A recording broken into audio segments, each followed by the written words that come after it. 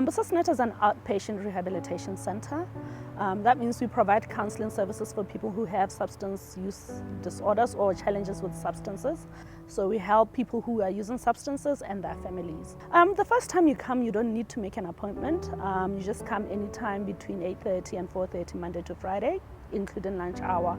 But from then on, you will be assigned a counselor who will be exclusively working with you. Substance use we've got people from all walks of life, all different socio-economic strata, different backgrounds, different educational backgrounds, different careers. We've seen it all. Most of our clients are aged between 15 and 35. You will see that in our data, when we present our data, we have a lot of unemployment, people unemployed.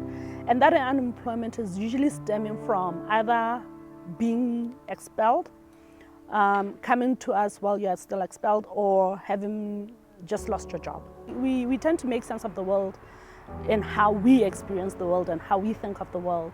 But I would just say, as a rule of thumb, right, even in the spiritual world, if you believe your child is possessed by demons, there are things that can be done, right? So if you've done those things and there's still no change, then I would recommend that you explore other things that it could be.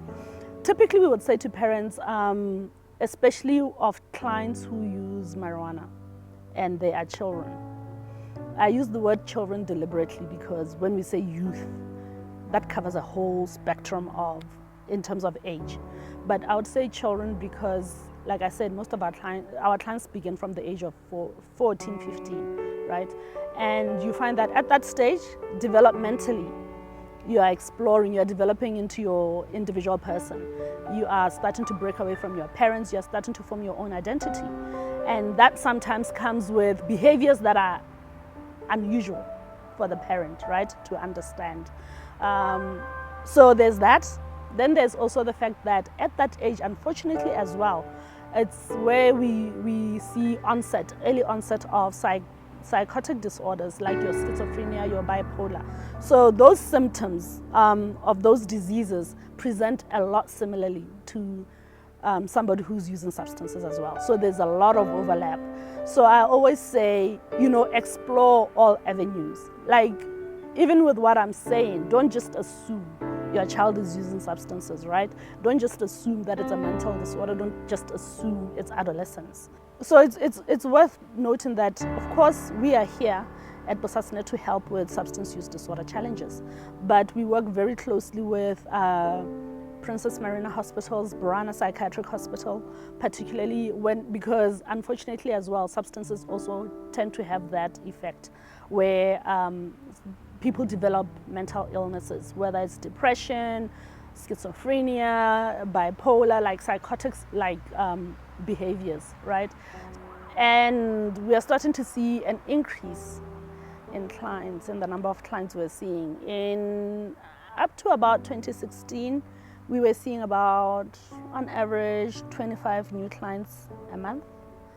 And that started to taper off as government funded more organizations to do work in this area. So where people had more service providers to access. So we started to see those numbers drop, right?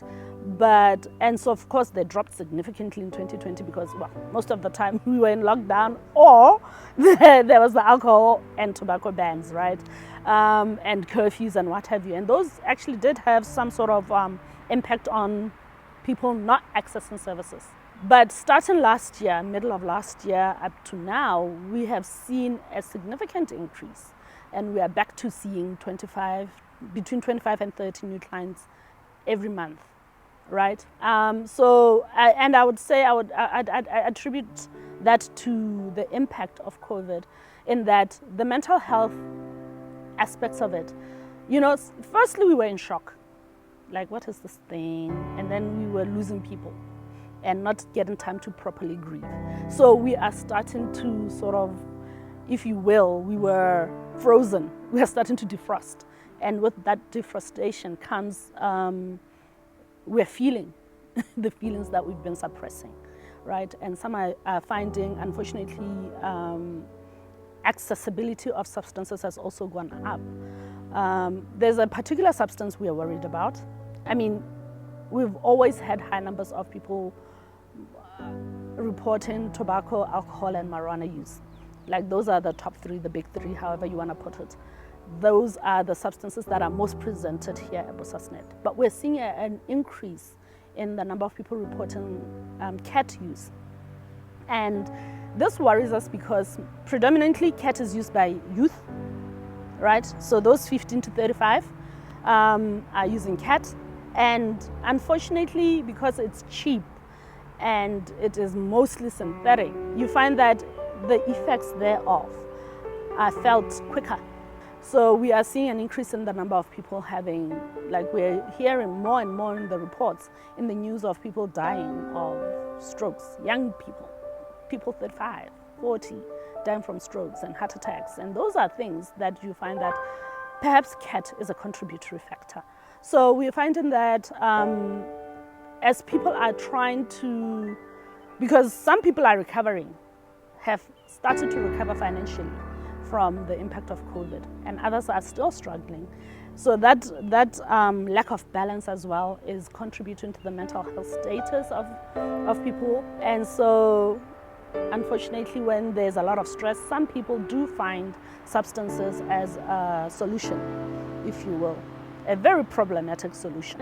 Like I said, we are outpatient, right? So a lot of the time we actually work with clients in tapering down their substance use. So as far as the detoxing, if you will, part of it is just you slowly wean yourself off.